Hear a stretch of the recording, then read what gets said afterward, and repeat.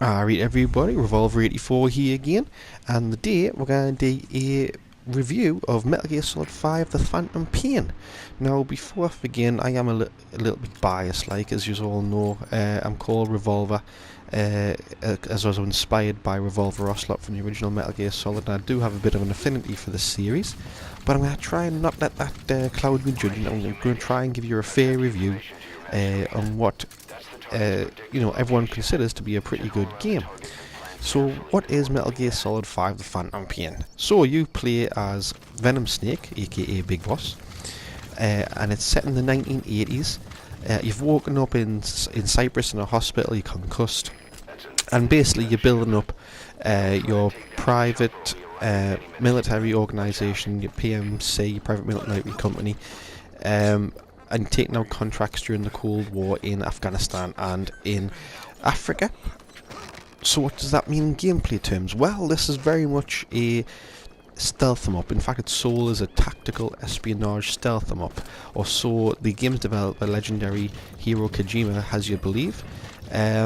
It's full of political intrigue, it's full of story, but don't get me wrong, the biggest plus for it is without a doubt the gameplay. The gameplay is absolutely exceptional, as it's all Metal Gear games to be fair. It's based around stealth. You have a lot of abilities that makes it really interesting, so you can approach levels from different styles, different angles. With it being an open area as well, open world, you can literally approach a given area from any direction you want, literally even from the air sometimes. You can go in all guns blazing, you can go in stealthily. There's the ability to choose when you want to go in terms of day or night, and the weather is dynamic as well. So if there is a sandstorm, that covers your visibility and your sound. If there's rain, it covers your visibility and sound. If there's fog, if it's day or night, all these factors contribute to the enemy's ability to see you and such like, and it affects how you play the game. In addition to that as well, like I say, there's plenty of variable things you could use to go out throughout your mission. So you've got your traditional Metal Gear Solid boxes, it's just a box sort of thing that you get from the guards. There's always there is in every Metal Gear Solid, but you've also got things like decoys. You've got various types of grenades, stun, sleep grenades. You've got all sorts of mines, C4, which I'm a big fan of. So there's plenty of things to certainly do to get you through the game. In terms of weaponry, an absolute mammoth list of different types of weapons. Your arsenals really is huge between lethal and non-lethal weapons.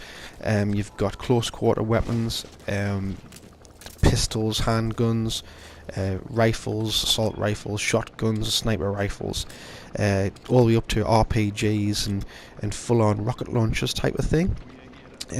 Shields, riot shields and such like. So you really do have a long list of weapons as well. So your play style can very much be dependent on how you want to play the game.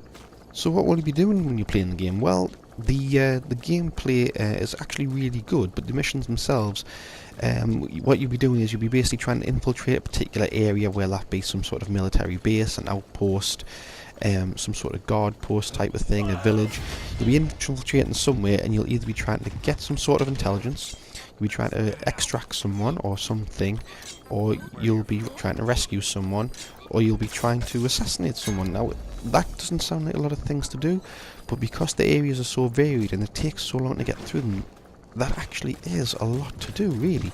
It doesn't sound much when I rhyme it off like that, but in reality it really does take quite some time to do, because each individual area you'll get in, you have to look at the guards, and it might take you 5 minutes just to knock out one guard as you come up with like a plan on how to do it and such like. But in addition to that as well, you end up creating little missions for yourself, because when you're looking through your binoculars, you'll sometimes look at guards, and depending on how far you've developed your binoculars, you'll be able to see the ratings of the guards, and you might see a particularly good rating of a guard, and you think to yourself, well, I'll want him. So what you tend to do then is, instead of going off on your mission, you'll make it a point of trying to capture him alive and extracting them via your Fulton or via your wormhole. The reason you do that, I'll come to later on, is so you can get added to your mother base. So The missions themselves, they are really quite good, and although it sounds quite dull when I list them off, it's not really. It's very verified. There's a variety of boss levels in it as well, boss battles that usually have their own mechanics as well, and usually gives you sort of a bit of a challenge every single time. Not really very similar, and there's usually sort of that one weakness that you've got to try and identify and how to do it. I've been in boss battles where it's been against snipers and you've had to have like a sniper duel with them. I've been in boss battles against blokes who are just literally set on fire. You've got to figure out how to put them out and escape. You know, so although the missions themselves do sound repetitive, they really aren't in actual gameplay terms. It's quite good in truth. It also encourages you to replay the same levels because everyone has different game styles, play styles, and each play style has its own corresponding emblem. So one emblem might be for going in all guns blazing, another emblem might be going for being like a stealthy sort of approach, another emblem might be for doing just purely headshots, and it gives you a reason to go back and revisit levels. Now there is actually 50 episodes they're called, which are like your story missions, and then say times 2 side ops as well. So even if you didn't want to go back and revisit missions that you've already done, there's still already a good selection of levels to do really, so you would never really get bored in terms of variety. Online multiplayer activity, well, it's split into two sort of sections really. The first section is Metal Gear Solid Online, which is your traditional 2-team sort of death matches type of situation, and I'm not going to lie, I struggle to play it. It's not very good, if I'm honest. It just doesn't seem to work. So you tend to have 2 different teams and of three classes each. So you've got your sort of a bigger, tankier, heavy bullet sponge type.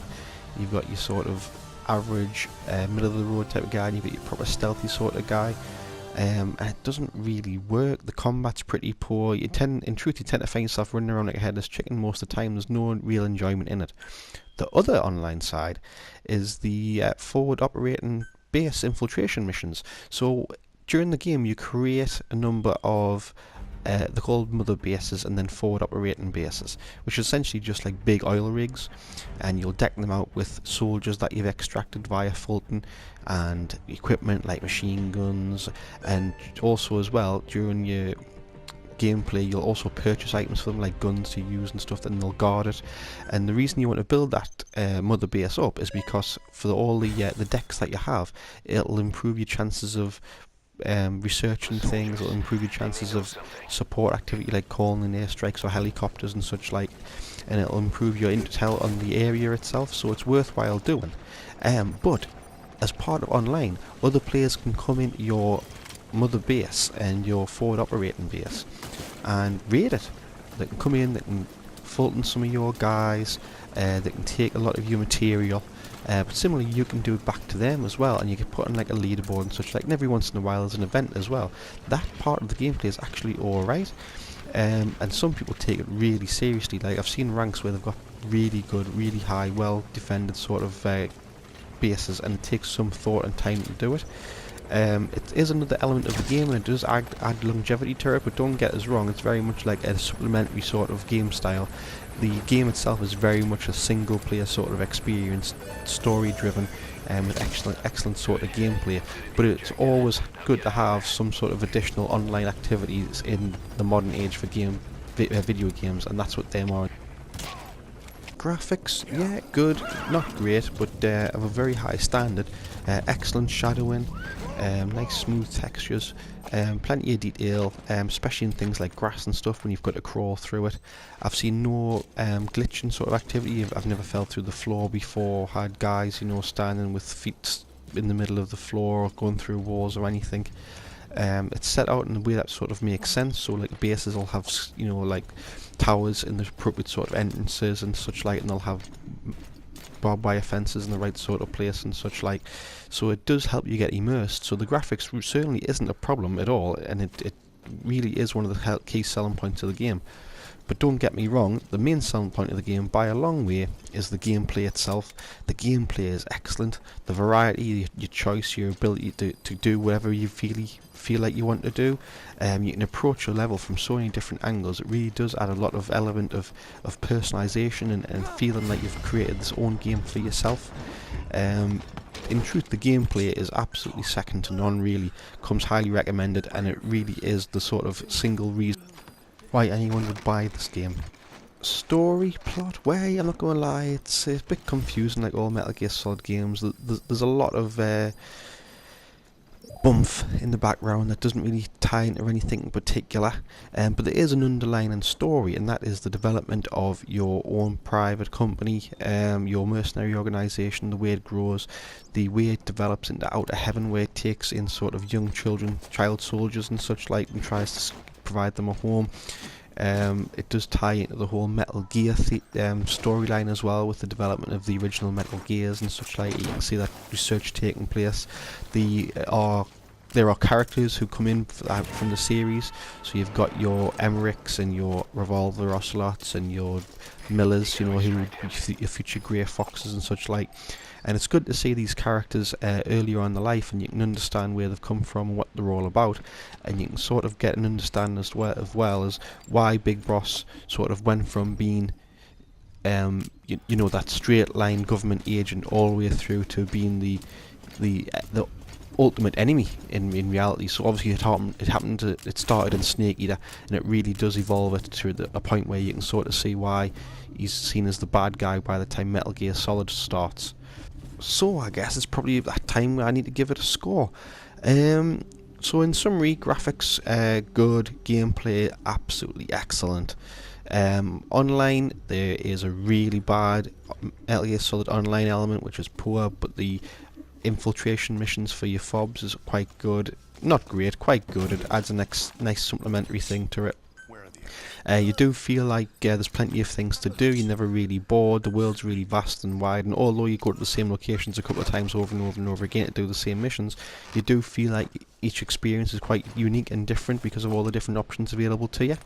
So with all that in mind, I have to give this quite a strong 8.5 out of 10. Not perfect, probably not as good as the original Metal Gear Solid, but in my eyes, man, it's going to be as good as that ever. But no real faults. Certainly something that I would recommend anyone purchasing, especially with the Ultimate Gold Edition coming out quite soon as well.